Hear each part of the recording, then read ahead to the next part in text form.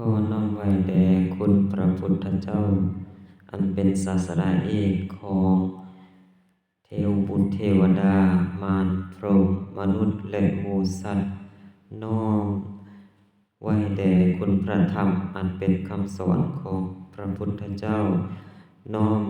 ไว้แด่คุณพระสงฆ์อันเป็นผู้สืบทอดและผู้ปฏิบัติตามแด่องค์สมเด็จสัมมาสัมพุทธเจ้ามื้อนี้จะได้มาชี้แจงแสดงไขในหัวข้อธรรมที่มีชื่อว่าพระพุทธเจ้าฮักเฮาเท่าใดและแนวใดจะเป็นอะไรขอทานทั้งหลายจงสดับรับฟังด้วยอาการอันสงบความฮักที่พระพุทธเจ้าทรงมีต่อมนุษย์และสรรพสัตว์นั้นเป็นความฮักที่ยิ่งใหญ่บริสุทธิ์และปราศจากเงื่อนไขใดๆเป็นความฮักที่เปี่ยมด้วยความเมตตากรุณาและปรารถนาดีอย่างแท้จริงพระพุทธเจ้าฮักเฮาหลายส่ำใดความฮักที่พระพุทธเจ้ามีต่อพวกเฮานั้นมีหลากหลายเกินกว่าที่จะประมาณได้พระองค์ทรงฮักและปรารถนาดีต่อสรรพสัตว์ทุกรูปทุกนามอย่างเท่าเทียมกันบ่ว่าจะเป็นมนุษย์เทวดาสัตว์หรือแม้แต่สัตว์นรกพระองค์ทรงเบิ่งว่าทุกสรรพชีวิตล้วนแต่มีคุณค่าและศักดิ์ศรีของความเป็นมนุษย์พระพุทธเจ้าฮักเฮาแนวใด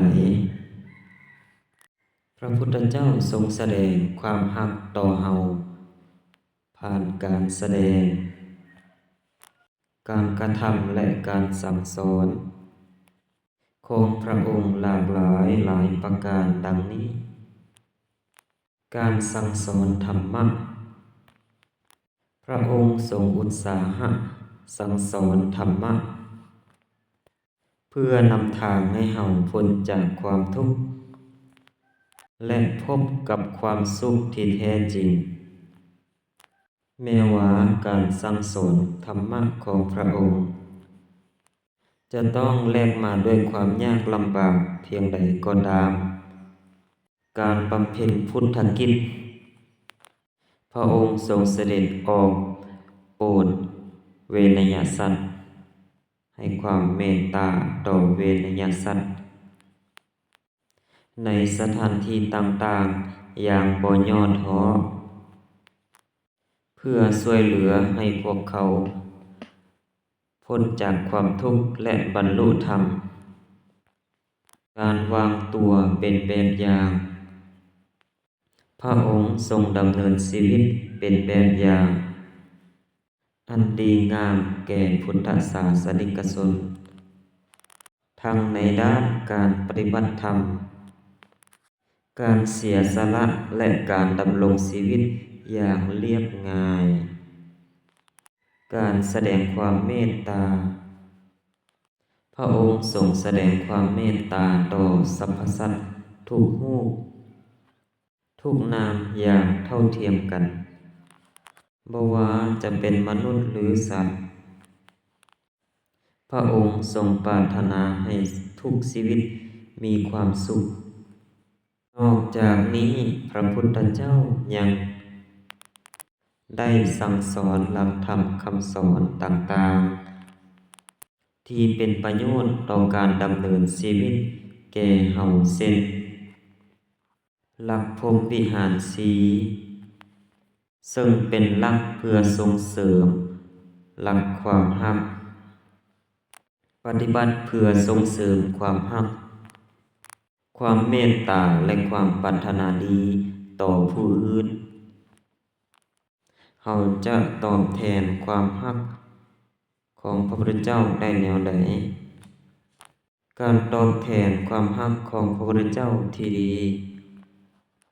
คือการปฏิบัติตามคำสอนของพระองค์ เพื่อปฏิบัติตนเองให้เป็นคนดีมีคุณธรรมและสามารถดำรงชีวิต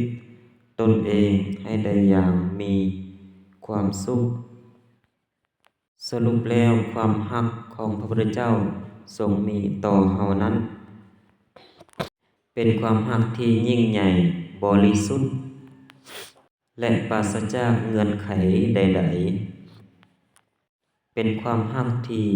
เต็มไปด้วยความเมตตากรุณาและความปรารถนาดีอย่างแท้จริงการปฏิบัติตามคำสอนของพระองค์คือการแสดงความรักและเคารพต่อพระองค์อย่างแท้จริงซึ่งนี้ก็คือหัวข้อธรรมที่มีชื่อว่าพระพุทธเจ้ารักเฮาเท่าใดและแนวใดซึ่งมาฮอดนี้ก็เห็นว่าสมควรแก่เวลาแล้วก็จะได้ยุติไว้แต่เพียงเท่านี้ขอขอบใจ